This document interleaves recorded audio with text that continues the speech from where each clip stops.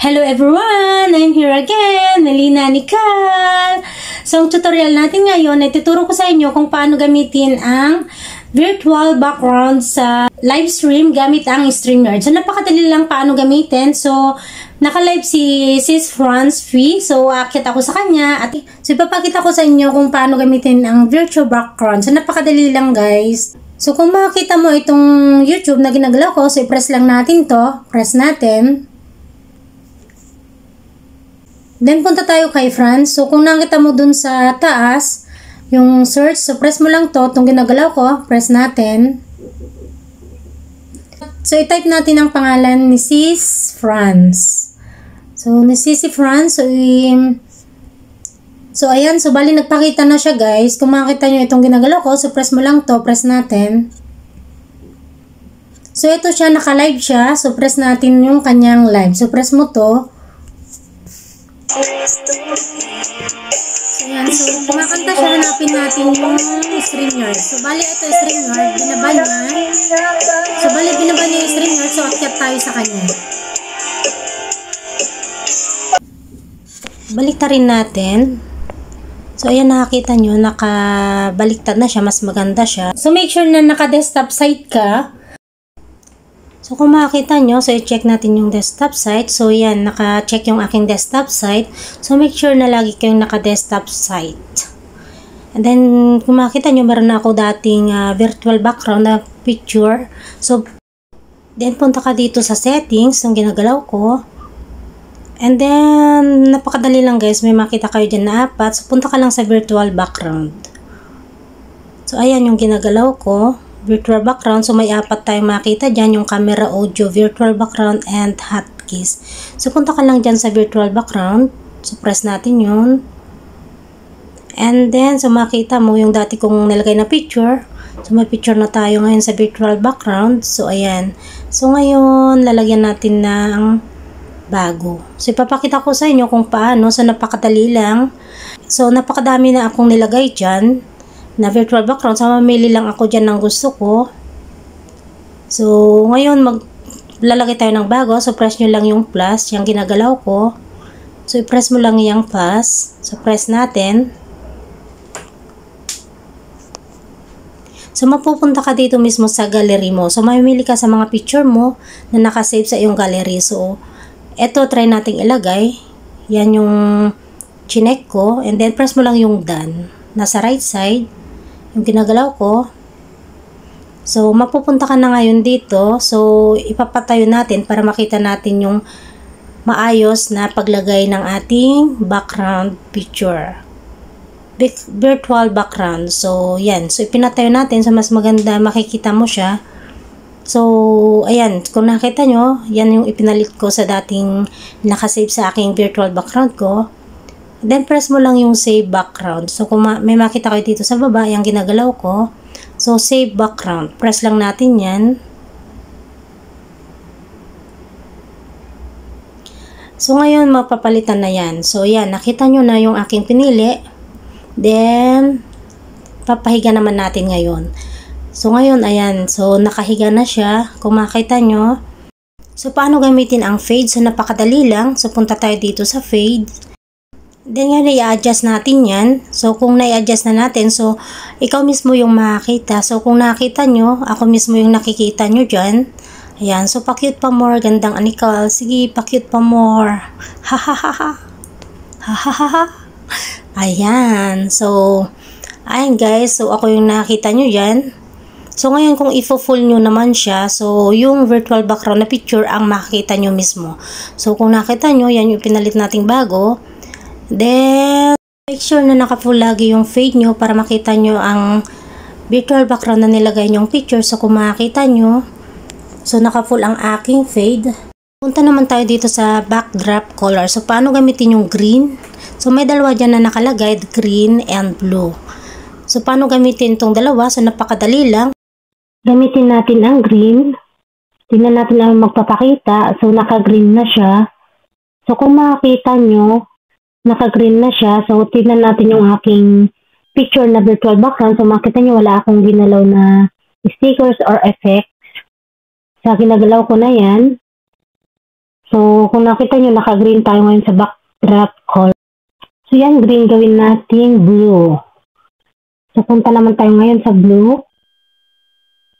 So, kung nakita nyo yung aking virtual background na picture na ginamit ko, so, kanina dyan sa baba niyan ay wala tayong ginamit dyan na sticker or effect. So, ngayon meron na. So, ayan yung ginagalaw ko. So, meron na yun. Ayan ay papaakyat yan. So, papaakyat yan, yung effects na yan. Or stickers hanggang sa ma-reach niya yung level ng aking ginamit na virtual background sa aking picture. So, kung makakita nyo, may effects tayo dyan. Ngayon, yung blue, gawin naman natin green. So, green natin. Kailangan lagi nakacheck yung I have a green screen. So, lagi nakacheck yun. And then, kung makita nyo yung ating picture dyan na virtual background, kung gusto nyong ayaw maglagay ng virtual background na picture, so napakadali lang. So, press mo lang yung nandyan kung nakita nyo yung ginagalaw ko. So, inan mo lang siya para ikaw mismo yung makikita sa camera na wala kayong gamit na virtual background. So, yan. Kung nakita nyo, ako na yung nakikita nyo ngayon, wala na kayong makita dyan na virtual background. So, inanan mo lang siya para ikaw ay makikita. So, kung nakita nyo, ako yung nakikita nyo dyan nagsasalita. So, ayaw kong magpakita. So, ibalik ulit natin sa virtual background aking picture. So, yan. Kung nakita nyo, ibabalik ko. Kanan na siya. Kung makita nyo yung arrow sa left side, so huwag nyo pindutin yun para hindi kayo maka-exit. Ngayon, meron tayong X dyan sa ginagalaw ko sa right side. So, press mo lang yan. So, press natin. So, mapupunta tayo dito ngayon. So, i-mute natin. I-mute natin. Kung nakakita nyo yung mute, so mute natin. And then, press natin yung stop cam. So, press natin yung stop cam. Makita nyo yung edit avatar. Kung nakita nyo, meron akong picture sa edit avatar. So, ituturo ko sa inyo sa susunod na aking tutorial kung paano maglagay ng picture sa edit avatar. Kasi marami pang hindi nakakalam kung paano maglagay. Kasi yung iba wala pang picture. So, abangan yung aking susunod na tutorial kung paano maglagay ng picture sa edit avatar. So, yung ginagalaw ko, meron akong picture. So, ngayon, yung stop cam, tanggalin natin. So, yung ginagalaw ko, tanggalin natin ngayon. So, ayan, bumalik tayo sa virtual background na aking picture na ginamit. Kung nakakita nyo yan, meron na tayong picture. Kung makikita nyo, yung nasa baba, meron tayong nakalagay sa baba na Enter Studio. Bago ko mag-Enter Studio, make sure na naka-desktop side ka. Kung nakita mo yung ginagalaw ko, nasa right side, so i-desktop muna natin. So, i-check natin. So, kung nakita nyo, naka-desktop side na ako. And then, mag-Enter Studio na tayo. So, ready na tayo mag-Enter Studio. Papasok na tayo ngayon sa Live Mrs. France. So, antayin na lang natin tayong i-accept. So, kung nakita nyo, ayan, na-accept na tayo. So, nakikita nyo yung gamit Mrs. France ay edit avatar. So, meron siyang picture. Ngayon, ang ginamit ko naman ay yung virtual background. Sa screen natin, kung nakita nyo itong ginagalaw ko, so press mo lang dyan sa part na yan. So, press natin para malaki tayo sa screen. So, palakihin natin. So, press natin. Yan. So, malaki na tayo ngayon. So, yan yung ginamit kong virtual background na picture kung nakita nyo. Ngayon, may isa pang umakyat. Yan. Si umakyat si Sweet Mayla. Kung nakita nyo, ang gamit rin niya ay virtual background. So, ang gamit ni Sis France, ang ating host, ay edit avatar. So, pwede rin kayong mag-edit kung gusto nyo. Kagaya ni Sweet Mayla, pwede rin kayong gumawa ng sarili nyong picture na pwede nyong gawin ding virtual background. So, ang gamit ko, picture ko lang, si Sweet Mayla, ang gamit niya ay naglagay siya ng kanyang pangalan. Pwede kayong gumamit ng edit avatar na picture or virtual background. So, ngayon may umakyat na bago, si Sir Bolt. Kung nakita nyo, yung edit avatar niya ay wala siyang picture. So, hindi siya naglagay ng picture niya. So, kung makita nyo yung pagkakaiba niyan, so yung ating host na si Swansea, yung nasa taas ng ni Sir Boss, na wala siyang edit avatar na picture, so siya yung ating host.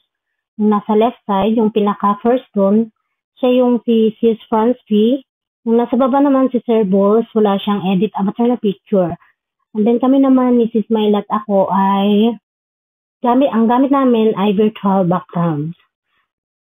So, kung nakita nyo guys, so ganyan lang siya kadali kung paano gamitin ang virtual background. Mag-exit full screen na tayo. So, i-press mo lang siya kung makita mo yung nasa right side na exit full screen. So, i-press mo lang yan para tayo'y lumiit. So, press natin. So, ngayon, lumiit na tayo. Ngayon, magli-leave na tayo dito sa live ni Sis Francie. May makikita ka dyan sa baba na unmute, step-cam settings, present, and leave studio. So, punta ka lang dyan sa leave studio. So, press natin yung leave studio. So, magli-leave na tayo ngayon. Press mo lang yung leave studio. Press natin. And then, babalik na tayo ngayon dito sa exit. So, wala na tayo sa live niya. Ganyan lang kadali guys kung paano gamitin ang virtual background gamit ang live stream ng StreamYard. So, that's it for today. So, I hope na nakatulong ako sa inyo sa tutorial ko na ito. Especially sa mga new beginners na hindi pa marunong gumamit ng StreamYard sa pagla-live. So, thanks for watching. God bless us all. Bye-bye!